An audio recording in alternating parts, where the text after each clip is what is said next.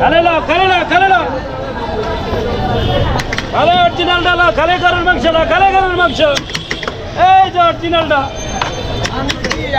খালে লাও।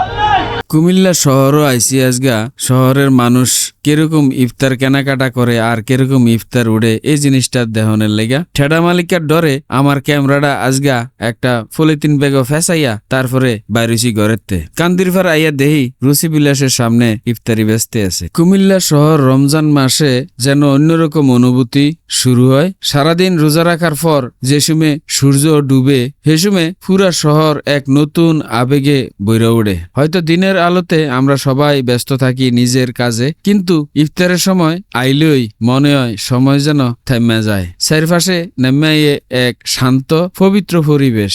কুমিল্লা শহর হরেক রকম অলিগলিতে ভরা। রাস্তার মোড়ে মোড়ে দোকানের সামনে সবখানে দেখা যায় ইফতারের আয়োজন। ছোট দোকান হোক আর বড় মার্কেট, প্রতিটা জায়গায় সাজান্না থাকে নানান রঙের ইফতার সামগ্রী। খেজুর, শরবত, ছোলা, পেঁয়াজু, বেগুনি, জিলাপি সবকিছু সাজান্না থাকে, যত্ন করে রাখে। মনে হয় প্রতিটা দোকান যেন ইফতারের লেগা অপেক্ষা করে সারা বছর ধরে। দোকানিরা নিজেরা দাঁড়াইয়া থেকে ক্রেতারারে ডাকে ভালোবাসা দিয়া। কেউ প্যাকেট করে দিতেছে, কেউ হাসি মুখে দাম বলতেছে, কেউ আবার অতিরিক্ত কিছু যোগ করে দিতেছে উপহার হিসাবে। এই সময়টা ব্যবসা না, মনে হয় সম্পর্কটাই বড় হইয়া ওঠে। হাজারো মানুষ ইফতারের সময় বাজারও আইয়ে, কেউ ইফতার কিনে বাড়িতে লইয়া যায়, কেউ বন্ধুরারে লইয়া বইয়া রাস্তার পাশে খায়, কেউ পরিবার লইয়া মসজিদের সামনে কিংবা নির্দিষ্ট জায়গায় একসাথে ইফতার করে। আবার কেউ পথচারীরা লেগা সাজানো ইফতার থাকে, অংশ নেয় দোয়া ও ভালোবাসা নিয়া। এই ইফতারের আমেজ সারা বছর থাকে না, এটা শুধুমাত্র রমজান মাসেই পাওয়া যায়। এই এক মাস মানুষের মধ্যে যে ভ্রাতৃত্ব, ভালোবাসা আর সহমর্মিতা তৈরি হয়, এটা সত্যই অনন্য। ইফতারের সময়টুকু যেন সামাজিক বন্ধনটারে আরো দৃঢ় করে। পরিচিত মানুষ ও একসাথে বৈশা খাইতে পারে, এক প্লেটে খাবার ভাগ করিয়া নেয়, আর এই ভাগ করে খাওয়ানোর মধ্যে লুকায়ে থাকে মানবতার সৌন্দর্য।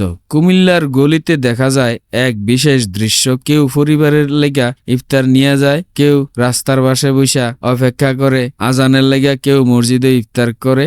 আজানের সুরটা জোশমে বাইয়াইয়ে তখন পুরো পরিবেশটা থমকাইয়া যায় এক মুহূর্তের লেগা। সবাই একলগে রোজা ভাঙ্গে। এই মুহূর্তে ধনী গরিব পার্থক্য থাকে না, সবাই সমান, সবাই রোজাদার। মাঝে মধ্যে দেখা যায় ভিন্ন ধর্মের মানুষও ইফতারের সময় এই আয়োজনে অংশগ্রহণ করে। কেউ ইফতার গ্রহণ করে না যতক্ষণ পর্যন্ত না আজান না দেয়, কেউ মানবতার টানে অংশ নেয় এই মিলন মেলায়। এটা আমরা সমাজের সৌন্দর্য, পারস্পরিক শ্রদ্ধা আর সহ অবস্থান। এই দৃশ্যটি প্রমাণ করে রমজান মাস শুধু ধর্মীয় আনুষ্ঠানিকতা না, এটা একটা সামাজিক শিক্ষা। এটা আমরা শিখায় সংযম, সহানুভূতি, ভাগাভাগি আর ভালোবাসা।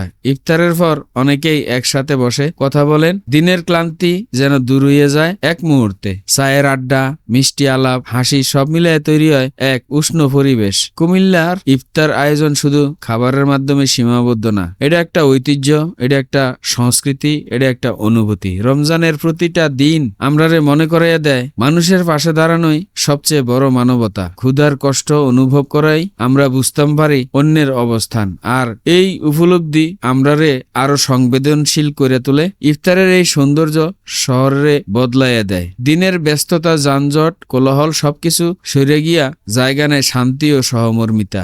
রমজানের এই ইফতার আয়োজন যেন আমরার সমাজের আয়না। এন আমরা দেখতাম ভাই একে অপরের প্রতি শ্রদ্ধা, ভালোবাসা ও সহযোগিতা। প্রতিদিন সূর্যাস্তের লগে লগে যখন ইফতারের প্রস্তুতি শুরু হয়, তখন মনে হয় শহরটা যেন এক বিশাল পরিবারে পরিণত হয়েছে। একসাথে খাওয়া, একসাথে দোয়া করা, একসাথে হাসা, এই মুহূর্তটি আমরার জীবনের আসল সম্পদ। রমজান শেষ যখন এই আয়োজন থাইমা যায়, তখন আমরা বুঝতাম পারি এই আমেজ কতটা মূল্যবান আছিল। তাই এই ঐতিহ্য যেন আরো সুন্দরভাবে বজায় থাকে, আর ভবিষ্যৎ প্রজন্মও যেন এই মানবিক চর্চার সৌন্দর্য উপলব্ধি করতে পারে, এই প্রত্যাশাই রইল। কুমিল্লার গলিতে ইফতার শুধু খাবার না, এটা ভালোবাসা, ঐক্য আর মানবতার এক উজ্জ্বল প্রতীক।